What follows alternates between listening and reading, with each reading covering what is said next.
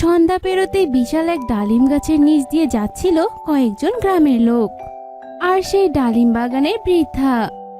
তখনই তারা শুনতে পায় এক ছোট বাচ্চা কণ্ঠ, চাঁদ উঠেছে, ফুল ফুটেছে, ডালিম তলায় কে? ভ্রমর উঠছে, মৌমাছি উঠছে, মরবে এবার কে? কি ডালিম বাগানের ভেতর থেকে ছোট বাচ্চা ছড়া পড়ছে? কোনো বাচ্চা আবার বুড়িমার বাগানে ডালিম পেড়ে খাচ্ছে না তো?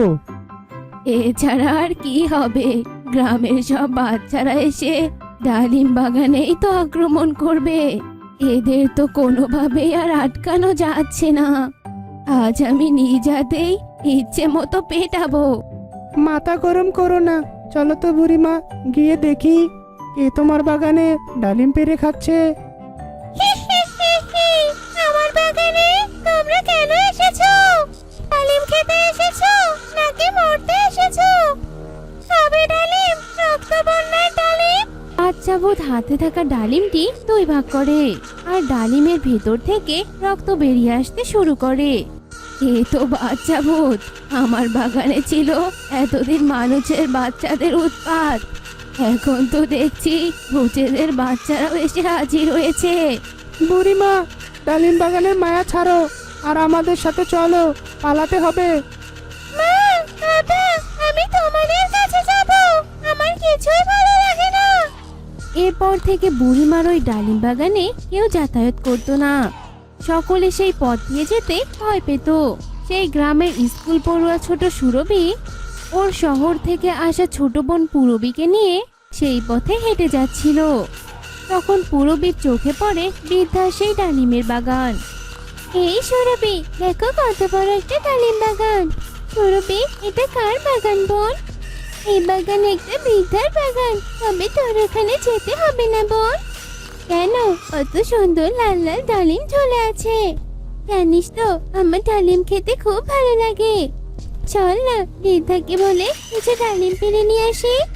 শোন পুরবী, যদি বাঁচতে চাস তাহলে কথা না বাড়িয়ে আমার সাথে চল, এমনিতেই সন্ধ্যা হয়ে যাচ্ছে। দেখ সুরভি, আমি বাবা মায়ের সাথে এই সত্যি ঘুরতে এসেছি যে আমি তোকে যা বলবো তুই তাই বলবি। কিন্তু তুই যদি এখন আমার কথা না শুনিস তবে কিন্তু আমি বাড়ি ফিরে তোর বাবা মায়ের কাছে নালিশ করব আর এই গ্রাম ছেড়ে বাবা মায়ের সাথে আজই চলে যাব। কেন যে এত জেদ করিস পুরবী? আচ্ছা চল আমার সাথে। এরপর যদি বাচ্চা ভূত এসে তোকে কিছু বলে তখন আমাকে এসে কিছু বলিস না। কিসের বাচ্চা ভূত? ওসব তোর মনের ভ্রান্ত ধারণা। এবার চল আমার সাথে। এরা সুরভি, আমার সাথে খেলতে এসেছিস? তুই কি ডালিম খাবি? তোর সাথে তো দেখছি তোর শহরে বোনকেও নিয়ে এসেছিস।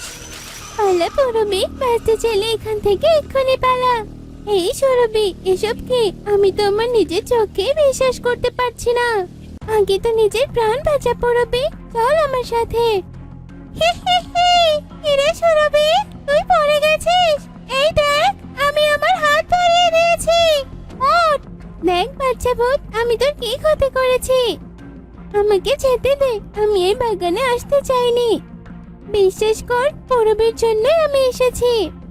আমি কি তোকে আমার বাগানে আসতে নিষেধ করেছি? উঠে পড় তো তুই এখন, আমরা খেলবো। সুরভিকে নিয়ে এখান থেকে যে করেই হোক পালাতে হবে, কিন্তু এই বাচ্চা ভূতকে আমি কি করে এখান থেকে সরাবো? কি করা যায়? পুরবীর মনে পড়ে গেল শ্বেত পাথরের একটি আংটির কথা। একবার দাদু বলেছিল এই শ্বেত পাথরের আংটিটা কোনো আত্মার সামনে ধরলে আত্মা ভয়ে সামনের দিকে চলে যায়। একবার চেষ্টা করে দেখি। কষ্ট দিও না আমাকে, আমি এমনিতেই অনেক কষ্ট পেয়ে মারা গেছি, এখানে অনেক কষ্ট পাচ্ছি, আমাকে আর কষ্ট দিও না। চল সুরভি, এখান থেকে আমরা পালাই। পুরবী সুরভিকে নিয়ে সেখান থেকে দৌড়ে পালিয়ে গেল। দেখেছিস পুরবী, ওই ডালিম বাগানে সত্যি বাচ্চা ভূত আছে। হ্যাঁ, তা তো দেখলাম। তোর জন্য মারাই গেছিলাম প্রায়, কিন্তু আমি তো তোকে বাঁচালাম, তাই না? ওই বাচ্চা ভূতটা আমাদের কোনো ক্ষতি করতে পারেনি। পুরবীর কানে ভেসে আসে সেই বাচ্চা ভূতের আর্তনাদ। কষ্ট দিও না আমাকে, আমি এমনিতেই অনেক কষ্ট পেয়ে মারা গেছি, এখনো অনেক কষ্ট কষ্ট পাচ্ছি, আমাকে আর কষ্ট দিও না। সুরভি, আমাদের আবার ওই বাগানে যেতে হবে। তুই কি পাগল হয়ে গেছিস? আবারও সেই বাগানে যাবি? হ্যাঁ যাব, কারণ ওই বাচ্চা ভূতের কথা আমার কানে আবারও ভাসছে। আমার মনে হয় ও খারাপ ভূত না, আমাদের ওর সাথে কথা বলা উচিত। পূরবী সুরভির হাত টানতে টানতে আবারও সেই ডালিম বাগানে নিয়ে আসে। তোমরা এসেছো, আমি জানতাম তোমরা আসবে। তুমি কি করে জানো আমরা আসতাম? কারণ তোমাকে দেখে আমি বুঝেছিলাম। আমি যে কষ্ট পাচ্ছি এটা তোমার মনে হলে তুমি নিশ্চয়ই জানতে চাইবে আমি কেন কষ্ট পাচ্ছি, আর তাই তুমি আমার কাছে আসবে। ঠিক বলেছো তুমি। এবার বলো তো তোমার এত কিসের কষ্ট? আমিও ছিলাম তোমাদের মতো ছোট মেয়ে। সুরভি আমাকে চিনবে। সুরভি, আমার কথা মনে আছে? কে তুই? কে রে? কে আমার ডালিম বাগানে আবার এসেছে? বুড়িমা এসেছে, এবার আমাদের এখান থেকে পালাতে হবে। দূর, পালাতে হবে কেন? আমরা গাছের আড়ালে গিয়ে লুকিয়ে থাকবো। বুড়ি এসে দেখবে কেউ নেই, তারপর নিজের ঘরে ফিরে যাব। এরপর আবারও আমরা মজা করে ডালিম খাবো। রুহির বন্ধু রুহিকে বলতে বলতে পরি সেখানে লুকিয়ে লুকিয়ে চলে আসে। ডালিম চুরির দল, তার মানে তোরা এখনো আমার গাছের ডালিম চুরি করে খাস? বুড়িমা, ডালিমে তো খেয়েছে একটু, এরকম করো কেন? তাছাড়া তুমি তো এই ডালিম নিজেও খাও না আর বিক্রিও করো না, আমরা একটু খেলে ক্ষতি কি? এই শোন, আমি পণ করেছি আমার গাছের ডালিম পচে গেলে যাবে, তারপরেও কাউকে খেতে দিব না। আর তোরা কোথাকার কে? দেখ আজকে তোদের আমি পিটিয়ে কি করি। বৃদ্ধা লাঠি হাতে রুহি আর ওর বন্ধুদের তাড়া করতে লাগলো। রুহি ওর বন্ধুদের নিয়ে সেখান থেকে পালিয়ে চলে গেল। ওদিকে রুহির মা শায়লা ওদেরকে খুঁজছিল। রুহি, কোথায় গেলি মা? সারাটা দিন এই মেয়েটা যে কোথায় কোথায় ঘুরে বেড়ায়, স্কুলে যাবে না, ঠিক সময় খাবে না, কি যে করব আমি।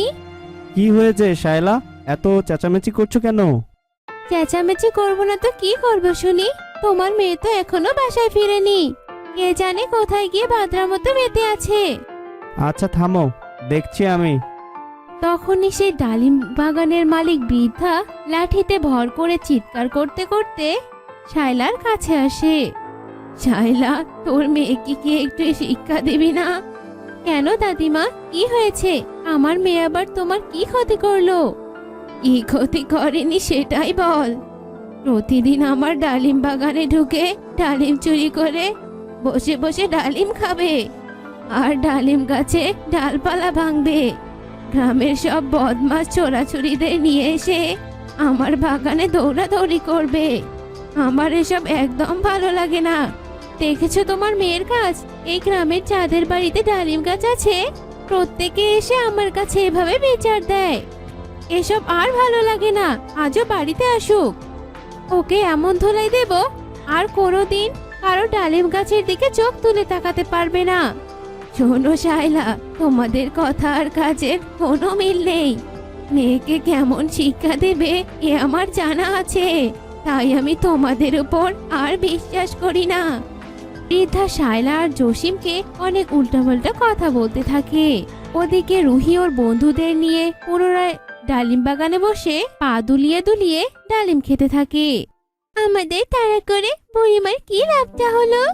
আমাদের তো ধরতে পেল না, তার উপর আমরা আবার এসে ডালিম খেতে বসেছি।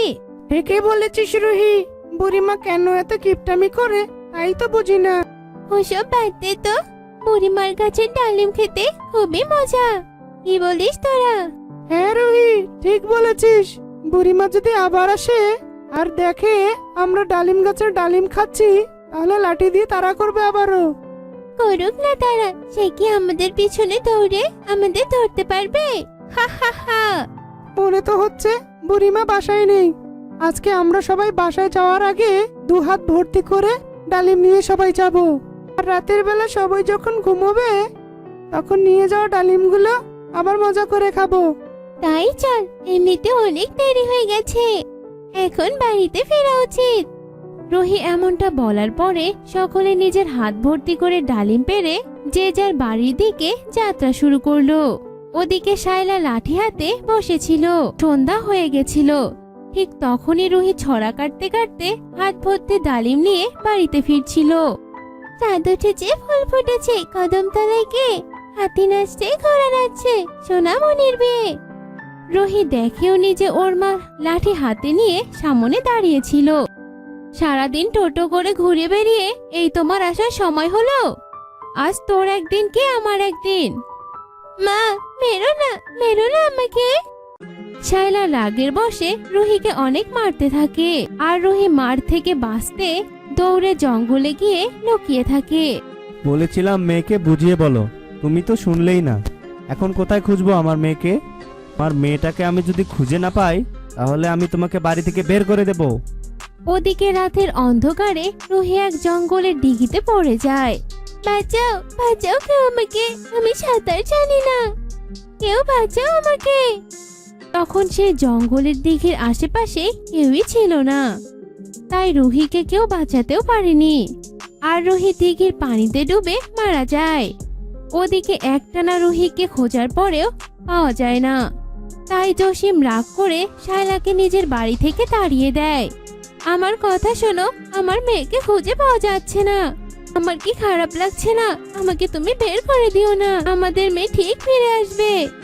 শায়লা মেয়ে আর স্বামী সংসার হারিয়ে পাগল হয়ে যায়। ওদিকে রুহির অতৃপ্ত আত্মা থাকতে শুরু করে বৃদ্ধার সেই ডালিম বাগানে।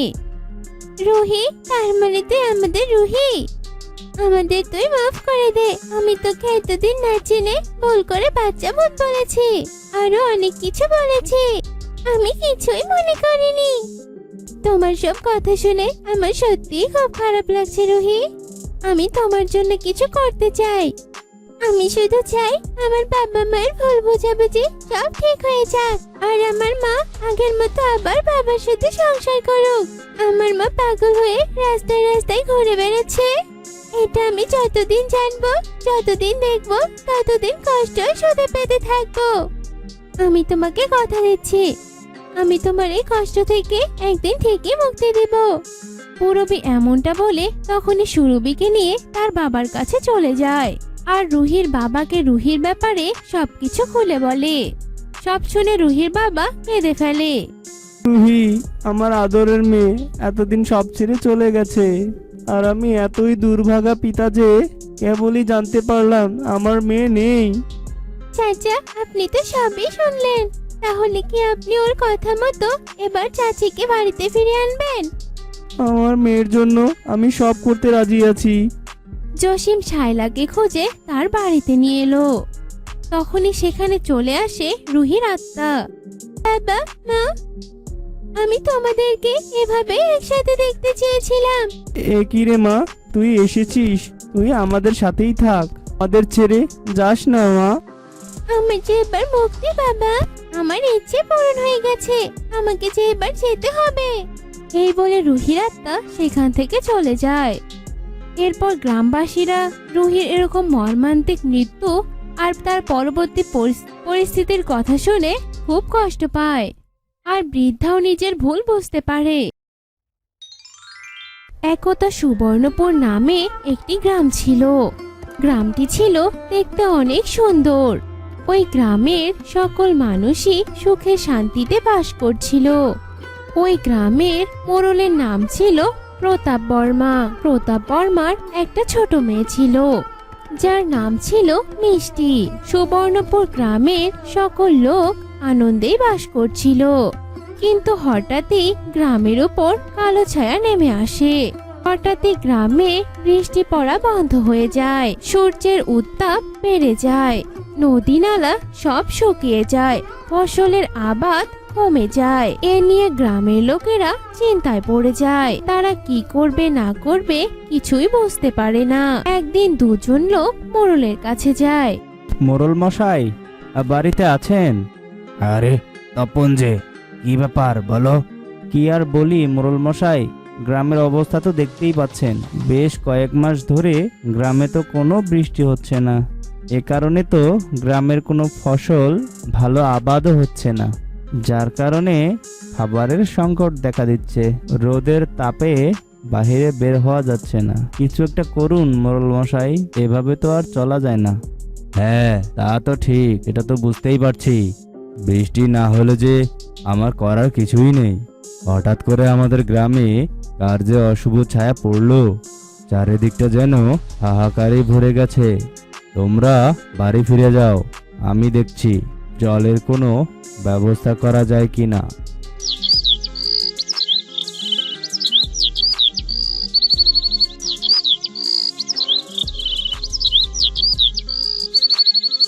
এভাবে বেশ কয়েকদিন কেটে যায়, কিন্তু তবুও বৃষ্টির কোনো দেখাই মেলে না।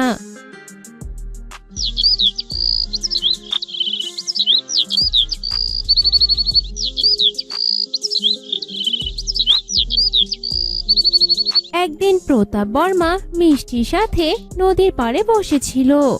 বাবা দেখো, এক সময় এই নদীটি জলে ভরা ছিল, তখন কত সুন্দর লাগতো। আর এখন কি হয়ে গেছে বাবা? এখানে কি আর কখনো জল হবে না? আমার যে এইসব দেখতে একদমই ভালো লাগে না। কতদিন থেকে বৃষ্টি হয় না, চারদিকে সেই সবুজ রূপ আর দেখা যায় না। জানি না রে মা, উপরওয়ালা জানে। উপরওয়ালা যে কোন পাপের শাস্তি দিচ্ছে উনিই ভালো জানেন। এসব বলে তারা মন খারাপ করে বসেছিল, আর তখনই সেখানে এক পরী আসে। কি হয়েছে তোমাদের? তোমরা এভাবে মন খারাপ করে বসে আছো কেন? এরপর মোড়ল মশাই সব কথা পরীকে খুলে বলে। ও এই কথা, তাহলে তোমরা বৃষ্টি কন্যার কাছে যাও, ওই তোমাদের সাহায্য করতে পারবে। বৃষ্টি কন্যা? সে কোথায় থাকে? কিন্তু আমি তার কাছে যাব কিভাবে? দয়া করে আমাকে সে পথ বলে দিন। সে উপায় আমি তোমাকে বলে দিতে পারি, কিন্তু তুমি যে সেখানে যেতে পারবে না। সেখানে শুধুমাত্র ছোট আর নিষ্পাপ সন্তানেরাই যেতে পারে। তবে তুমি আমাকে সেই পথ বলে দাও, আমি যাব সেখানে। এই গ্রামের ভালোর জন্য যে আমি সব করতে পারি। এই নাও এই মাদুর, এই মাদুরি তোমাকে মিষ্টির কন্যার কাছে নিয়ে যাবে। আর মিষ্টি সেটার উপরে উঠতেই সেটা উঠতে শুরু করে, আর কিছুক্ষণের মধ্যে সে বৃষ্টি কন্যার কাছে পৌঁছে যায়। এ কি, কে তুমি? আর আমার এখানে কেন এসেছো? বৃষ্টি কন্যা, আমাকে আপনি সাহায্য করুন। আমাদের গ্রামের নাম সুবর্ণপুর। ওখানে বেশ কয়েক মাস থেকে কোনো বৃষ্টি হচ্ছে না।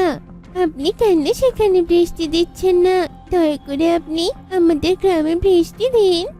তুমি আমাকে ক্ষমা করে দাও, আমি যে তোমার গ্রামে বৃষ্টি দিতে পারবো না, কারণ ওই গ্রামে বৃষ্টি দিতে সূর্যি মামা আমাকে নিষেধ করেছে। নিষেধ করেছে? কিন্তু কেন বৃষ্টি কন্যা? সূর্যি মামা তোমাকে কেন নিষেধ করেছে? তা তো আমি জানি না, সেটা জানতে হলে তোমাকে সূর্যি মামার কাছে যেতে হবে। তবে তুমি আমাকে সেখানেই নিয়ে চলো। এরপর বৃষ্টি কন্যা আর মিষ্টি আবারও মাদুরে করে সূর্যের কাছে যেতে থাকে। কিছু দূর যেতেই মিষ্টি বলে ওঠে, ও মা গো, কি গরম লাগছে! এত তাপ আমি যে আর সহ্য করতে পারছি না। হ্যাঁ, আমরা সূর্য মামার কাছে এসে গেছি তো, তাই এত গরম লাগছে। ওনার কাছে আসা যে এত সহজ নয়। আমরা এখন এখান থেকে ওনার সাথে কথা বলবো। সূর্যি মামা, সূর্যি মামা, তুমি কি শুনতে পাচ্ছ? আমার যে তোমার সাহায্যের অনেক প্রয়োজন। এরে তুই, আর কি সাহায্য চাস তুই? এরপর মিষ্টি তার গ্রামের সব কথা সূর্যকে খুলে বলে। সব শুনে সূর্য বলে, ও এই কথা, তোদের গ্রামের মানুষ সব খুব খারাপ। অকারণে নির্বিচারে সব গাছপালা কেটে ফেলে, তার বিনিময়ে নতুন কোনো গাছও লাগায় না। গাছপালা ছাড়া যে প্রকৃতি কোনোভাবেই চলতে পারে না। গাছপালা ছাড়া যে প্রকৃতির ভারসাম্য নষ্ট হয়, বৃষ্টিপাত হয় না। গাছই তো তোদের খাদ্যের সঞ্চার করে, আবার ছায়াও প্রদান করে।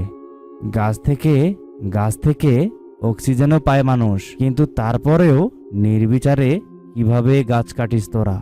আর তাই তোদের গ্রামের মানুষদের শাস্তি দিতে, তোদেরকে বোঝানোর জন্য আমি বৃষ্টি কন্যাকে তোদের গ্রামের উপর বৃষ্টি দিতে মানা করেছি।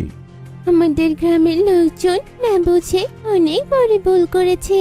আপনি দয়া করে বৃষ্টি কন্যাকে বৃষ্টি দিতে বলুন। আমি সবাইকে গাছ লাগাতে বলবো। না, আগে তুই গিয়ে সবাইকে গাছ লাগাতে বল, তারপর আমি নিজেই যেয়ে বৃষ্টিকন্যাকে বৃষ্টি দিতে বলবো। এরপর বৃষ্টিকন্যা ও মিষ্টি সেখান থেকে চলে যায়। আর মিষ্টি তার গ্রামে গিয়ে সবাইকে সব কথা খুলে বলে। আর মিষ্টির কথা শুনে সবাই গ্রামে গাছ লাগানো শুরু করে। আর গ্রামের সকলে প্রচুর পরিমাণে গাছ লাগায়।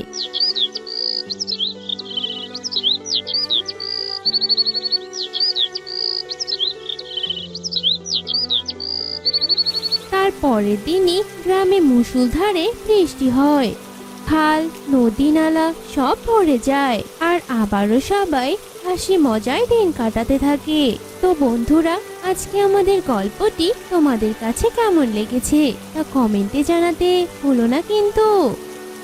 এই কদিনে ডাকিনী পুকুরের সব বড় বড় মাছগুলো খেয়ে ফেললো। এক বিকেলে মিষ্টি তার বাবার সাথে প্রতিদিনের মতো গেল পুকুরে মাছ দেখতে। বাবা, আজ পুকুরের মাছগুলো আরো বেশি বড় হয়ে গেছে, তাই না?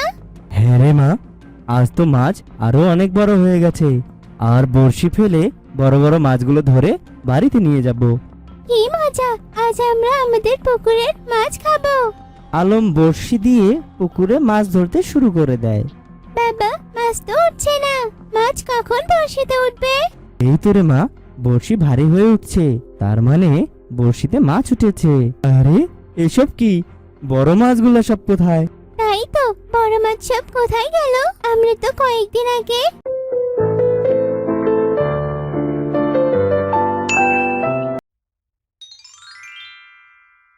এক দেশে এক বুড়ি ছিল।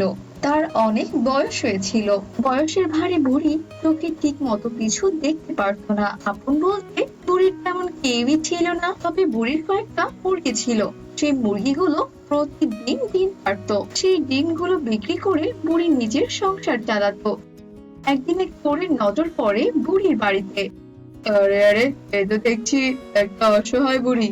এর সাথে তো কেউই থাকে না। যাই, এর বাড়িতেই যাই। এর বাড়িতে মনে হচ্ছে চুরি করতে যেতে হবে। এর বাড়িতে চুরি করার মতো সহজ কাজ আর একটাও নেই।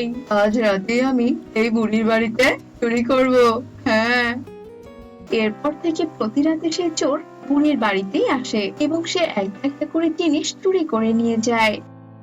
সন্ধ্যা হলে বুড়ি যে চোখে আর কিছুই দেখতে পায় না। আর সে বুঝতেও পারে না কিভাবে তার ঘরের সব জিনিসগুলো আস্তে আস্তে উধাও হয়ে যাচ্ছে। এভাবে দেখতে দেখতে চোর বুড়ির সব কিছু চুরি করে নিয়ে যায়। শেষমেশে চোরটি বুড়ির বাড়িতে এসে চুরি করার মতো আর কিছুই খুঁজে পাচ্ছিল না। নিতে নিতে তো দেখি আমি সবই নিয়ে গেছি। আজ তো দেখছি চুরি করার মতো আর কিছুই খুঁজে পাচ্ছি না। কি নেওয়া যায়, কি নেওয়া যায়। এভাবে চিন্তা করতে করতে চোরের নজর যায় বুড়ির মুরগির দিকে, যেটি ছিল বুড়ির ভীষণ পছন্দের। তো শেষমেশে বুড়ি সেই মুরগিটি চুরি করে নিয়ে যায়। পরের দিন বুড়ি মুরগি ছাড়তে এসে দেখে সেখানে মুরগি নেই। চোর তার সবকিছু চুরি করে নিয়ে গেছে। এতদিন সবকিছু চুরি হলেও বুড়ি মনে কোনো ব্যথা পায়নি। আজ বুড়ি তার মুরগির জন্য সবচেয়ে বেশি কষ্ট পেয়েছে। হ্যাঁ রে বদমাস চোর, তুই তো আমার সব কিছুই নিয়ে গেছিস। শেষমেশে কিনা আমার এই মুরগিটাও চুরি করতে হলো। তোকে আমি বরদোয়া দিলাম রে বদমাস চোর। ওর মাথায় আকাশ ভেঙে পড়ুক, বাতাসে তোর ঘর বাড়ি উড়ে যাক, তুই এই খারাপ কাজের শাস্তি পা, হতচ্ছাড়া চোর। এসব কথা বলতে বলতে বুড়ি বেশ কিছুক্ষণ সেখানেই দাঁড়িয়ে থাকলো। তখন বুড়ি দেখলো মুরগির বাসার ভেতরে একটা ডিম পড়ে রয়েছে।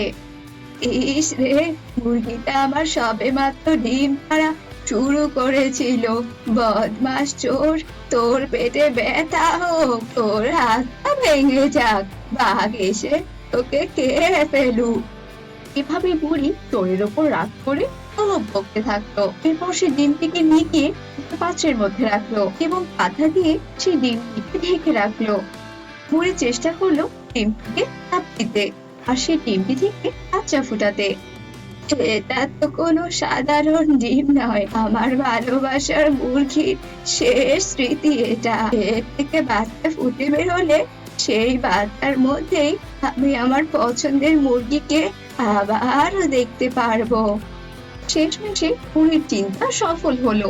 একদিন ডিমটা লাফ দিল, আর বুড়ি তো এসব দেখে ভীষণ অবাক হয়ে গেল। সে ডিমের কাছে এগিয়ে গেল, আরো দু একটা লাফ দেওয়ার পর ডিমটা ফেটে গেল, আর সেখান থেকে বেরিয়ে এলো সুন্দর ফুটফুটে একটি মুরগির ছানা। এটা দেখে তো বুড়ি ভীষণ খুশি হয়ে গেল। বাচ্চাটি ডিম থেকে ফুটে বেরিয়ে সর্বপ্রথম বুড়িকে দেখেছিল, তাই সে বুড়িকে তার মা মনে করলো। মা, মা, তুমি কি আমার মা? বেরিয়েছে, বেরিয়েছে, ডিম ফুটে বাচ্চা বেরিয়েছে। হ্যাঁ রে বাচ্চা, হ্যাঁ, আমি তোর মা। এরপর থেকে সেই মোরগ বাচ্চাটি বুড়ির কাছে মাতৃ স্নেহে বড় হতে লাগলো। দেখতে দেখতে এক পর্যায়ে সেই ছোট্ট ছানাটি অনেক বড় হয়ে গেল। এই মোরগটি দেখতে ছিল খুবই সুন্দর। সে বুড়িকে বিভিন্ন কাজে সাহায্য করত, বাজার করা, রান্না করা সহ এখানে ওখানে যাওয়া ইত্যাদি কাজে সাহায্য করত। একদিন বুড়ি সেই মোরগকে পুরনো সব ইতিহাস খুলে বলল, যে তার আসল মা কে ছিল, তোর কিভাবে তার আসল মাকে ধরে নিয়ে গিয়েছিল। সে মোরগকে সব কিছু খুলে বলল। বুড়ি যে তার আসল মা নয় এই কথা জেনে মোরগটি ভীষণ কষ্ট পেল, কিন্তু সে বুড়িকে তা বুঝতে দিল না। সে যাই হোক, এভাবেই দিন চলতে লাগলো।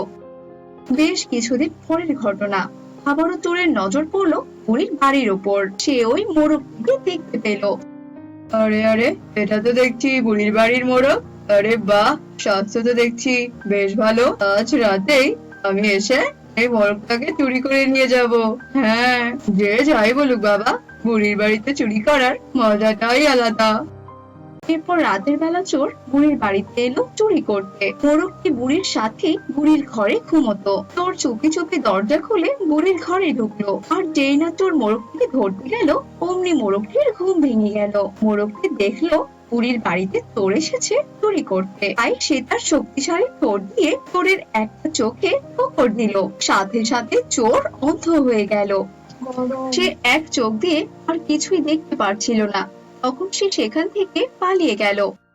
চোরটি পালাতে লাগলো, কিন্তু চোরটি পালাতে পারলো না। মোরগটি উড়ে গিয়ে তাকে ধাক্কা মেরে মাটিতে ফেলে দিল, তারপর তাকে অনবরত ঠোকর দিতে লাগলো। ব্যথায় চোর চিৎকার চেঁচামেচি শুরু করে দিল। ও বাবা রে, ও মারে, বাঁচাও বাঁচাও, কে আছো, বাঁচাও আমাকে, এই মোরগ যে আমাকে মেরে ফেললো, কেউ কি আছো, বাঁচাও বাঁচাও আমাকে। চোরের এমন চিৎকার চেঁচামেচিতে সেখানে অনেক লোক উপস্থিত হলো, কারণ চোরের চেঁচামেচিতে যে সবার ঘুম ভেঙে গিয়েছিল। এই চোর, এই অসহায় বুড়ির বাড়িতে চুরি করতে তোর একদম লজ্জা হলো না? এর আগেও তো বুড়ির বাড়ি চুরি হয়ে গিয়েছিল, তুই মনে হয় সেটাও করেছিলি। তুই ঠিক করে বল, তাহলে কিন্তু তোর পা আমি ভেঙে দেবো। চোর তখন সব বিষয়গুলো ধামা চাপা দেওয়ার জন্য মিথ্যে কথা বলতে যাচ্ছিল, কিন্তু মোরগটির দিকে তাকিয়ে আর সাহস হচ্ছিল না। ভয় পেয়ে চোরটি সব সত্যি কথা স্বীকার করে নিল। হ্যাঁ হ্যাঁ, আমি বুড়ির বাড়িতে চুরি করেছিলাম, আমি সব খারাপ কাজ করেছিলাম। তোমরা তোমরা দয়া করে আমাকে মাফ করে দাও। আমি বুড়ির সবকিছু আবারও ফেরত দিয়ে যাব। বুড়িমা, ও বুড়িমা, দয়া করে আমাকে আপনি ক্ষমা করে দিন। সবকিছু ফেরত দেবে এই শর্তে তারা চোরকে মাফ করে দিল। আর বুড়িও এসব কথা শুনে ভীষণ খুশি হলো, এই ভেবে যে সে আবারও সবকিছু ফেরত পেয়ে যাবে। আর তার চেয়েও বেশি খুশি হয়েছিল এটা ভেবে যে সে তার পছন্দের মুরগিটিকেও ফেরত পেয়ে যাবে। আর মোরগকেও ভীষণ খুশি হয়ে গেল এই ভেবে যে সে তার মাকে আবারও ফিরে পাবে। পরের দিন চোর একে একে সব কিছুই ফেরত দিল, কিন্তু চুরি করে নিয়ে যাওয়া সেই মুরগিটিকে আর ফেরত দিল না। এই, তুই তো সব কিছুই ফেরত দিলি, কিন্তু আমার সেই মুরগিটা কোথায়? হ্যাঁ, সেটা সেটা আনিসনি বুঝি? সেটা কি তুই ফেরত দিবি না? আসলে আমি তো ওই মুরগিটা বাজারে নিয়ে গিয়ে বিক্রি করে দিয়েছিলাম, তাই তো তোমাকে ওই মুরগিটা আর ফেরত দিতে পারছি না। আমি তোমার কাছে ক্ষমা চাইছি বুড়িমা। এদিকে মুরগি ফেরত না পাওয়াতে বুড়ি মন খারাপ করে বসেই রইলো। মোরগের দিকে তাকিয়ে সে বলল, তোর মাকে যে আমি ফেরত আনতে পারলাম না রে বাবা, আমার মায়ের কোনো দরকার নেই গো। আমি ছোট্ট থেকে তোমার কাছেই বড় হয়েছি, তাই তো তুমি আমার মা, আমার বুড়ি মা। আয় বাবা আয়, আমার বুকে আয়, তুই হলি বুড়ি মায়ের মোরক ছেলে। এরপর থেকে আর কোনো চোরই বুড়ির বাড়ির দিকে আসার সাহস পেত না। সবাই জেনে গিয়েছিল যে এই বুড়ির মোরক ছেলে রয়েছে। বুড়ির কোনো ক্ষতি করতে গেলে যে মোরক ছেলে তাদের ধরে শাস্তি দেবে, এই ভয়ে কোনো দুষ্টু লোক আর সেদিকে পা বাড়াতো না। এভাবেই বুড়ি আর মোরক ছেলেকে নিয়ে সুখে শান্তিতে দিন কাটাতে লাগলো।